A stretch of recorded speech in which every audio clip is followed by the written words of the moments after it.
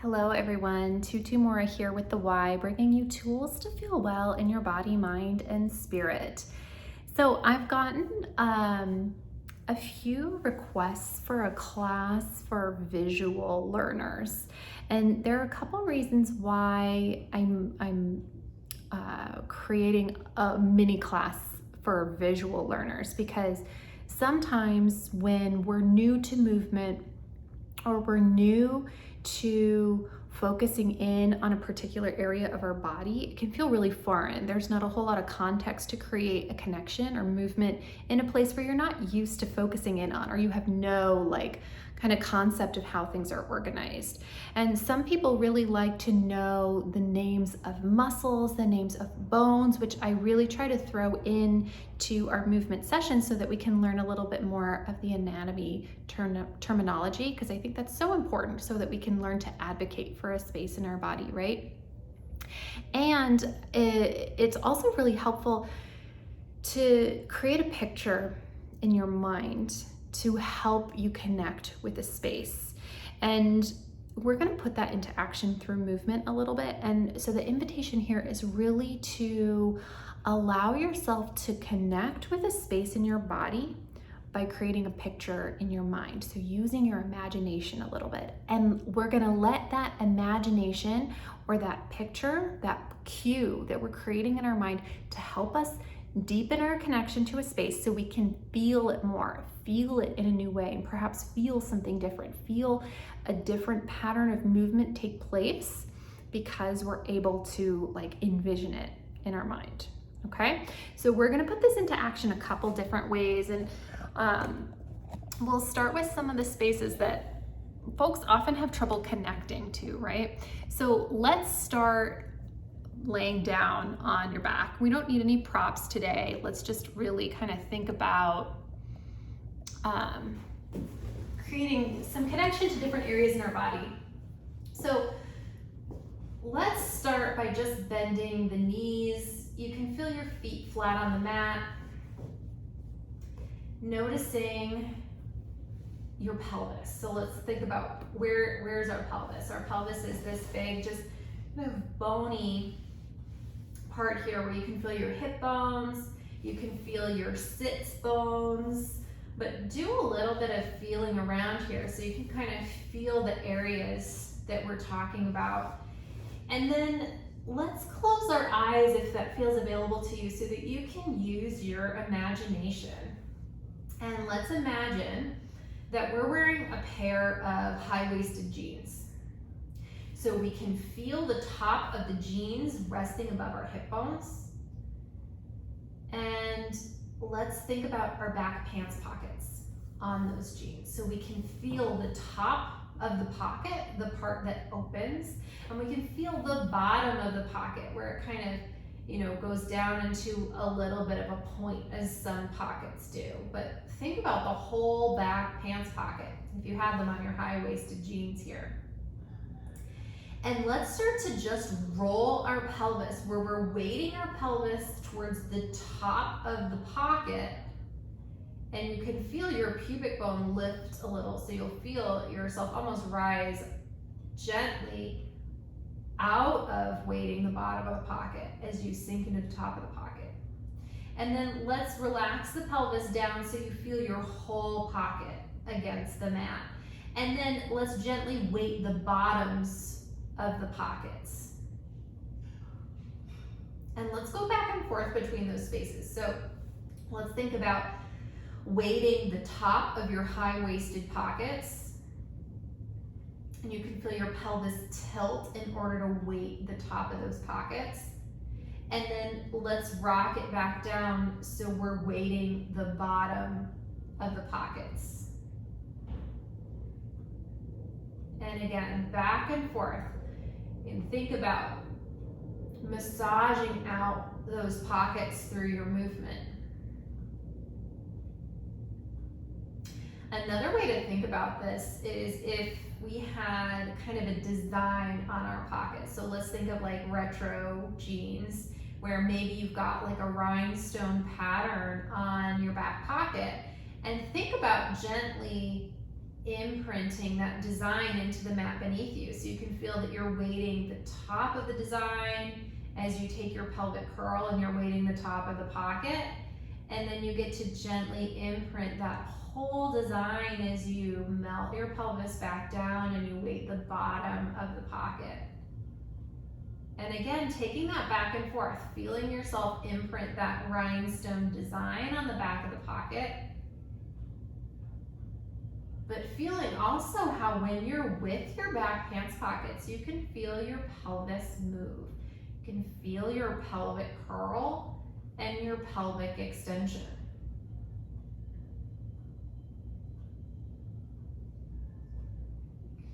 Let's take a couple more here.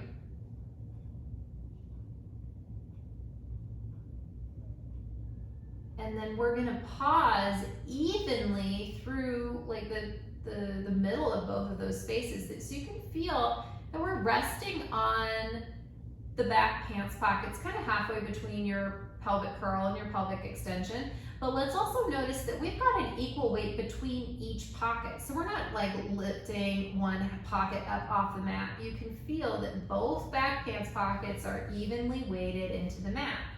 Now, let's start to alternate a clamshell. So we're gonna paint a little picture here. Let's think about your leg bone. And I want you to feel like your leg bone is connected to the back pants pocket. And we're gonna begin to open your leg into external rotation. So we're gently rotating your leg bone into your clamshell, but you can feel that you're still connected to your back pants pocket. We're evenly weighted through each of your pockets. Now to come back in, feel yourself move from that back pants pocket. Like your connection with the pocket is what's leading you back in, which means we're moving from the back of the butt. We're moving from the back pocket. We're moving from within the hip joint. And let's take that again, same side, opening that leg bone. Finding your external rotation. Your pelvis is staying steady because our back pants pockets are equally weighted. And you can feel this movement contained through the back pocket. To come back in, we get to move from the back pocket, which means if we're really wanting to grip through the inner line of the leg, what if that could relax and you could feel the connection into the back pants pocket? And starting to use that to draw your leg back in. One more to this side. And it's really helpful to take this slowly so you can kind of feel where you're moving from. You can think of that back pants pocket gently wrapping around the outside of your leg to help you draw it back in. And as you come back in, we're gonna take that to the other side. Before we start the other side, you can feel both back pants pockets resting on the mat. And let's now take that to the other side, feeling your leg open. Of course, it's gonna feel a little different on this side just because, you know, you're a human person and we're not we're not like completely symmetrical from side to side. But you're opening up, feeling your leg bone connected into the back pocket, and feel like you can move that leg bone back in through the back pants pocket. Imagine that pocket wrapping around your leg to just help guide your leg back in. That's you moving from the back of the butt. That's you engaging your glutes to help you move your leg back in, which is what we want. But sometimes just saying like, now use your glutes to draw your leg back in from your clamshell or from your external rotation. Something that sometimes that vocabulary doesn't really land. So let's think about our back pants pocket. Let's think about our leg bone. Let's think about the connection between the two and that almost wrap around of your back pocket to help guide your leg bone back into the starting point. And all of that gets to happen while you keep an even weight through both pockets. And that's stability, that's your pelvic stability. But again, sometimes feeling just the picture of the back pockets can be a little bit more doable or more available than like keep your pelvis stable. So as you draw your leg bone back in, go ahead and rest. Let's return to our back hands pocket rock, otherwise known as our pelvic curl and our pelvic extension. And feel, is it easier? Is there more room to rock? Can you feel more of your pocket available to you to move? Let's take one more here, just kind of feeling the movement.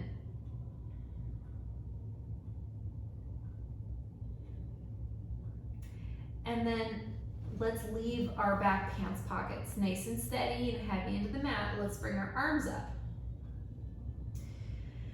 And let's think about if our arms could just gently plug into the shoulder, into the back of the armpit here. And let's imagine that kind of similar to our back pockets on our pelvis, let's imagine we have those same pockets on the backs of our shoulders. And we're gonna lift one shoulder pocket, one back pocket of the shoulder up, and we're gonna send it back down. And let's take that same side again. Feel almost as if you had a hand beneath your shoulder blade that's lifting you up from the mat, and then it's allowing you to set yourself back down. So it's almost like you're getting lifted from below. And let's take this to the other side, just kind of feeling that lift of the shoulder blade, but you can think about this like a pocket on the back of your shirt here, or this feeling of hand lifting you from below. And all of this gets to happen while your pelvis stays steady. Now let's alternate sides. We're lifting one shoulder blade and then the other, or you can think of this as lifting one shoulder pocket and then the other. You can think of this as one hand is lifting up one side and then the other. One more set.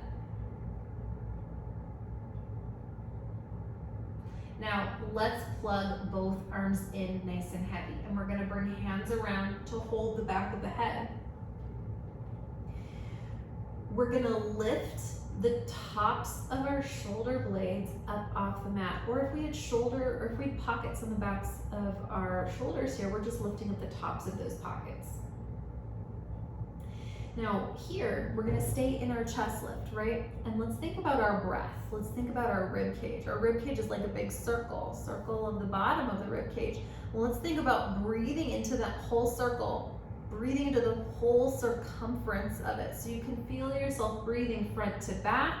You can feel yourself breathing side to side. Expanding into that circle with your inhale. Gathering that circle into a smaller circle with your exhale. So let's practice that.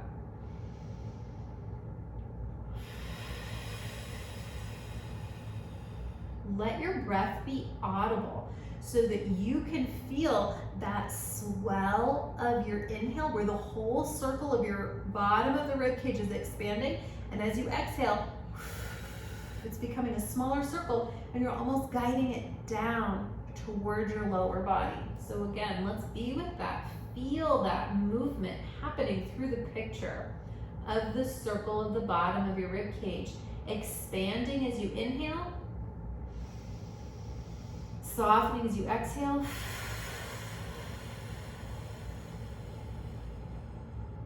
and again.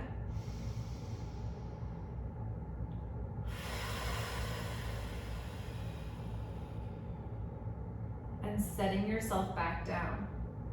Elbows wide. Continue finding that breath. Breathe into your diaphragm or breathe into the circle of the bottom of the rib cage.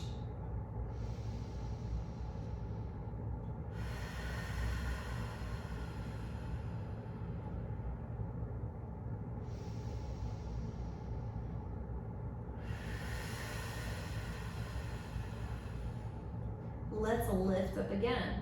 Feel your breath. Feel your diaphragmatic breath, but be with the image that you're creating of the circle expanding and softening with your exhale.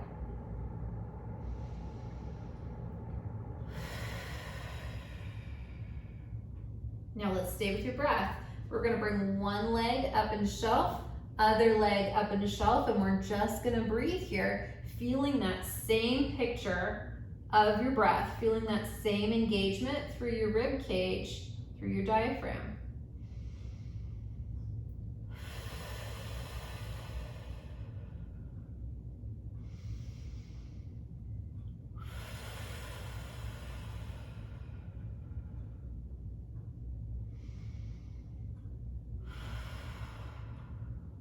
And then go ahead and set one leg down at a time.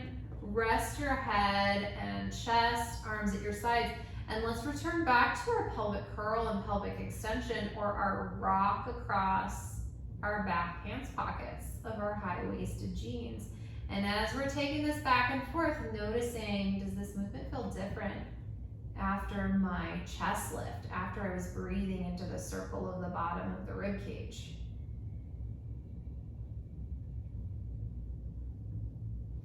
Now, as you come back to neutral or halfway through your curl and your extension, or just kind of easy through the back pockets, let's create another picture here.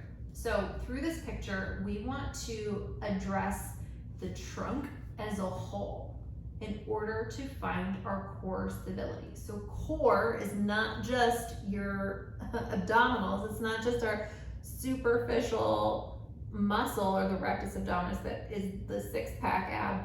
Your core is a much more comprehensive group of muscles that wrap around your entire trunk. And let's think of our trunk like a barrel, okay? We have the bottom of the barrel, which is pelvic floor up. We have top of the barrel, which is shoulder girdle down. So let's breathe into the whole barrel of our trunk. And feeling like you can breathe into the roundness of it, into the depth of it. So in that way, we can start by breathing into the circle of the bottom of the rib cage, but we can feel that it extends past just the rib cage. We can feel that our whole trunk is involved in that breath now. Now, when we have our core stability and we think about the top of the trunk, the bottom of the trunk, let's think about this as, we've got our pelvis, we've got our rib cage, but let's imagine that we've got a pair of suspenders on, and a pair of suspenders in the front and the back. So we can feel that those suspenders are kind of connecting our rib cage to our pelvis. And if you bring your hands to the bottom of your rib cage and the tops of your hip bones, let's imagine that our suspenders are kind of sitting there. They're connecting those two spaces.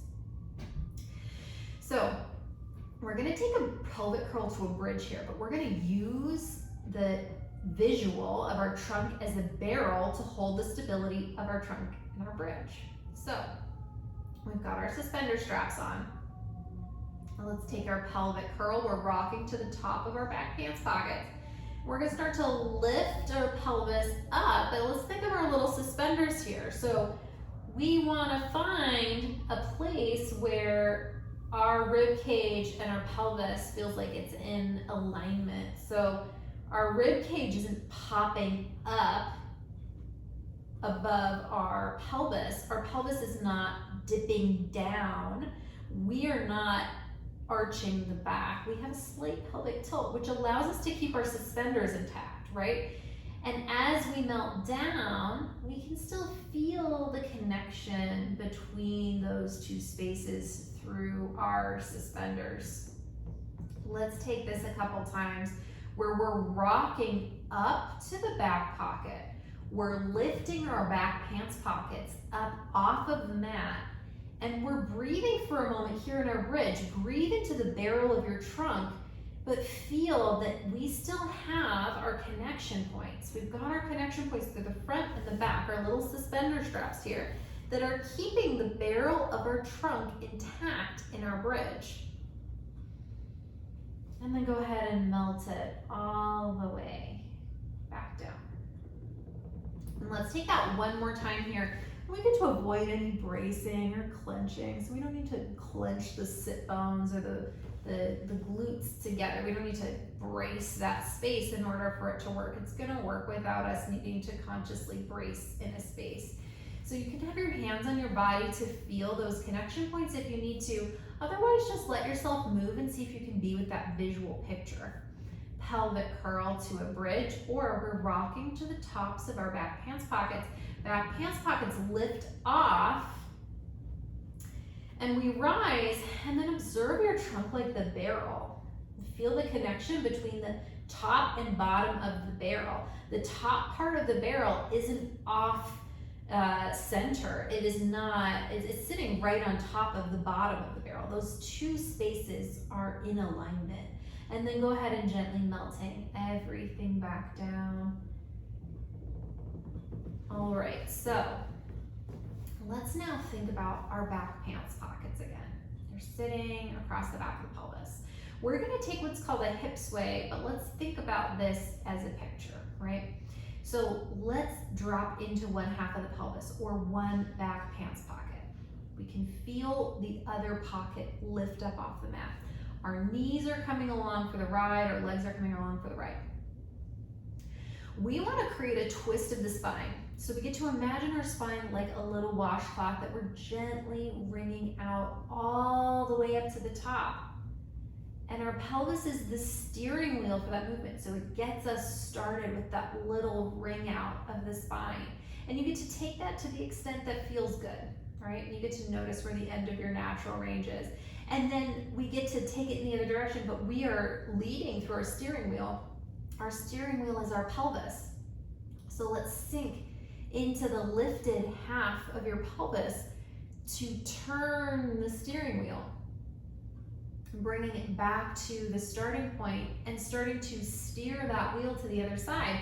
So we're lifting off of that back pocket and we're wringing out that washcloth of our spine in the other direction and feeling that twist, that wring out, travel as far up the spine as feels natural.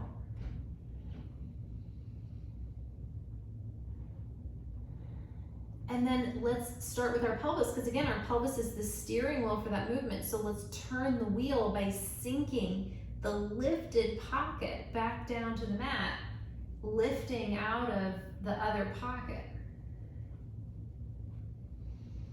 And taking that little wring out of the spine again to the other direction.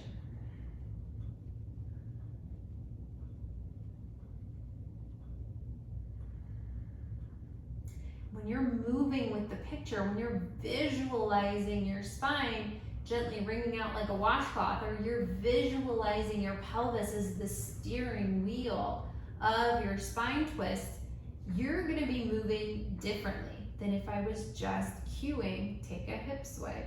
You're gonna be with this picture, and visualizing it is gonna allow you to just be a little bit more conscious of your movement and the way that you're able to feel your movement. And then go ahead and come all the way back to the starting point, and then we get to again find our pelvic curl and our pelvic extension, or we're going to rock from the bottoms of the pockets to the tops of the pockets. Now we're going to go through just a couple more things related to core stability with our pictures. So let's think about again our trunk as the barrel. We've got the bottom part of the barrel, pelvic floor up, top of the barrel, shoulder girdle down, and feeling the barrel intact as it's resting on the mat. The roundness of it, the top is sitting right over the bottom. If this barrel was laying on its side, right? We're gonna challenge the stability of the barrel of our trunk. So let's do that first by just bringing one leg in a shelf. And let's notice all the little parts of our barrel. So are we rolling off to one side? Is the top lifted from the bottom? What's going on with our barrel? And so we get to notice, like, does lifting a leg challenge the stability of my barrel? Are both my back pants pockets resting evenly on the mat? So you get to notice what's up with my barrel as I bring one leg in a shelf. And we're gonna take a heel tap. We're gonna bring that leg back down to the mat, lift it back up, where we're moving from the hip joint. We've got a little hinge, a hinge happening from the hip joint, like a door is on a hinge. We're opening and closing that door. Now, if the barrel of your trunk, it's easy to keep your barrel steady here. Let's challenge that a little further. So let's bring the opposite arm up, and that arm gets to float out into a T at the same time time that we're opening that little hinge of your hip. Bringing those two limbs in and out. And notice, what does my barrel want to do as I'm moving my two limbs? Is it steady? Are both my pockets resting heavy on the mat? Are the top and bottom of my barrel intact in relationship with one another? Or is a whole bunch of stuff wanting to happen? Is it not able to stay stable? Go ahead and rest everything down. And just kind of notice what it's like to revert back to our neutral, feeling your barrel intact, the barrel laying on its side. Let's take this to the other side. So what happens when we bring the other leg at a shelf? What happens with your barrel as you start to hinge? So this leg is now our little door opening and closing. Noticing how we're not bending the knee. The hinge isn't at the knee. The door hinge isn't at the knee, it's at the hip. And so what's up with your barrel as you're moving your leg? What's up with your pockets? Adding the opposite arm. And again, what's up with your barrel as you're moving these two limbs together? Because the objective isn't to tap the mat with your leg. The objective isn't to bring your arm out into a full T. The objective is to challenge the stability of your barrel, the stability of your trunk.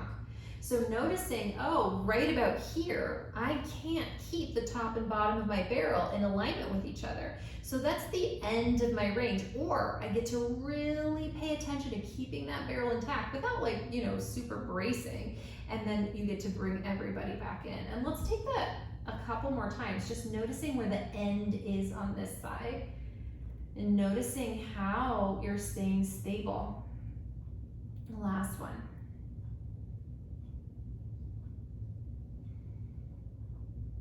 And then go ahead and rest. Now, it can be easier to feel the barrel of your trunk resting on the mat. So let's take one exercise where we're on all fours. So you're on your hands and knees, and let's think about what does it feel like to have my trunk be a barrel on all fours. Is the bottom of my barrel really high and the top is low? Is the middle of the top of my barrel starting to collapse down to the mat, or is it sturdy? Is it stable? What does my barrel look like on all fours here? What does it feel like? Now, let's again challenge the stability of our barrel. So we're just going to extend one leg out into space. We're not even lifting it up from the mat. And what's up with the barrel of your trunk here? What about when we lift the leg? Are we really wanting to collapse into the low back? Are we affecting the stability of our barrel in some way? Or are we able to lift the leg while keeping our barrel sturdy and stable? And breathe with that. Can you breathe with that? Can you hold the stability as you lift your leg back? And then bring it back in. And ideally, your barrel should stay steady, no change really, as you move your limbs around. And that's the challenge. That's the core stability challenge of these movements is, can I keep my spine protected? Can I keep my core steady as I'm moving around? Let's take this to the other side. Just noticing your barrel of your trunk, extending one leg out, and what does that look like for your stability? What about if you lift that leg? What does that look like for your stability? Breathing into the whole barrel of your trunk. And then bringing it back in. Now, there are a couple reasons why it's really useful to have these visual pictures for yourself. So whatever your favorite movement practice is, it could be, something super effortful, it could be something more low key, but thinking about core stability, thinking about how your body's organized in these ways in this picture. So if you're, say doing some planks, or you're squatting down, or what have you. Think about, how am I holding myself stable? What's the barrel of my trunk looking like? What's up with the top and the bottom of the barrel of my trunk? Bringing some more awareness in this visual way can be super helpful to connect to a space that you may not have context for. You may not have context in like what it means to have a stable core, but you can envision a barrel, and if that barrel feels intact, and if that barrel feels like it's decompensating or starting to fall apart a little bit. So use this video in a way that you can get in touch with some of these very key areas of stability. Can you move independently through these? Can you form a picture, a relationship, some context for these spaces so that wherever and however you're moving, you can be with stability in that space. You can create movement in different spaces where you need to, and you can do that with a little bit more awareness and a little bit more consciousness. So I hope you found this helpful, and if you kind of want to get into some more movement in this visual way, do let me know, because we can absolutely do that. But I hope that this kind of basic understanding of core stability through a visual picture can be helpful to you. I'll see you next time. Thanks for watching.